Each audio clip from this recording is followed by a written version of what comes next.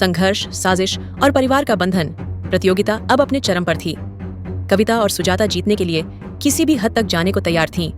उनकी आंखों के सामने सिर्फ इनाम की चमक थी, 20 लाख का इनाम। लेकिन इस लालच ने उनके रिश्ते को ही दांव पर लगा दिया था। जैसे ही अगला राउंड शुरू हुआ, कविता ने सुजाता को गिराने की कोशिश की, लेकिन सुजाता अब समझ चुकी थी कि कविता उसे प्रतियोगिता से बाहर करना चाहती है। बदले की भावना में उसने भी अपने गुब्बारे में कलर वाला पाउडर भर दिया ताकि अगले राउंड में कविता बाहर हो जाए। राधिका दूर खड़ी यह सब देख रही थी। उसकी आंखों में आंसू थे। वो देख रही थी कि कैसे ये दोनों एक दूसरे के खिलाफ साजिशें कर रही थीं और इसका पूरा फायदा कोई और उठा रहा था।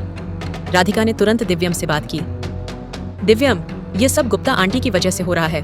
वो चाहती हैं कि कविता और सुजाता एक दूसरे के खिलाफ हो जाएं ताकि वे खुद जीत सकें। हमें कुछ करना होगा। दिव्यम को भी यह एहसास हुआ कि अगर अभी कुछ नहीं किया गया तो परिवार हमेशा के लिए टूट सकता है। राधिका ने कली और गोलू को भी समझाया, अगर हम अभी नहीं रुके तो यह झगड़ा और भी बढ़ जाएगा। हमें कविता और सुजाता को रोकना होगा। सभी ने मिलकर तय किया कि वे अब कविता और सुजाता को और आगे नहीं बढ़ने देंगे। उनकी योजना काम कर गई। गुप्ता आंटी खुद ही प्रतियोगिता से बाहर हो गईं। लेकिन इससे भी ज्यादा जरूरी बात यह थी कि अब कविता और सुजाता फाइनल राउंड में थीं।